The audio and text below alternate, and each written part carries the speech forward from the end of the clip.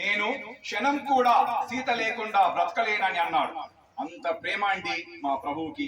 కానీ మా సిద్ధాంతి ఒకసారి మీ అమ్మవారి జాతకం చూడాలి అంటున్నారు. ఎందుకంటే కోడలు వచ్చిన వేళ గొడ్డు వచ్చిన వేళ అన్నారు కదండి.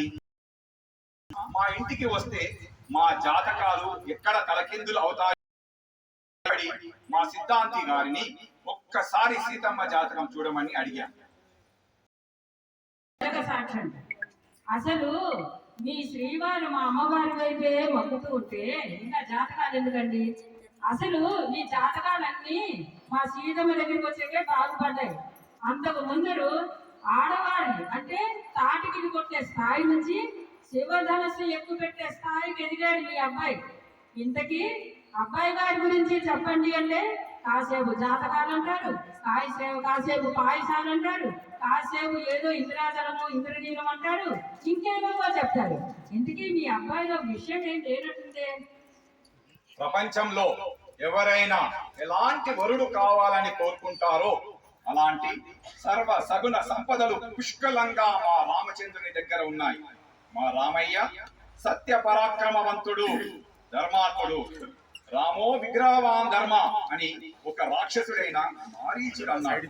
సత్యవాకు కలిగిన వాడు, శాంత స్వరూపుడు, కోపాన్ని నటిస్తాడు కానీ కోప స్వభావుడు కాదు. ఈ లక్షణాలు ఉన్నాయని లోకమంతా గుర్తించింది, కానీ మీరు గుర్తించకపోవడం మా దౌర్భాగ్యం. అలా గుర్తించకుండా ఉండడానికి మాకు చాలా కారణాలు ఉన్నాయండి. ఎందుకంటే మీ శ్రీరాముడు 12 నెలలు గర్భవాసం చేసిన తర్వాత జన్మించాడు. కానీ మా అమ్మాయి అయోనిజ. అందుకనే మా జానకి తండ్రి జనకుడు మీ శ్రీరామ మా అమ్మాయిని పాణిగ్రహణం చేసుకోవయ్యా, నీకు శుభం కలుగుతుంది, భద్రం కలుగుతుంది అన్నాడు.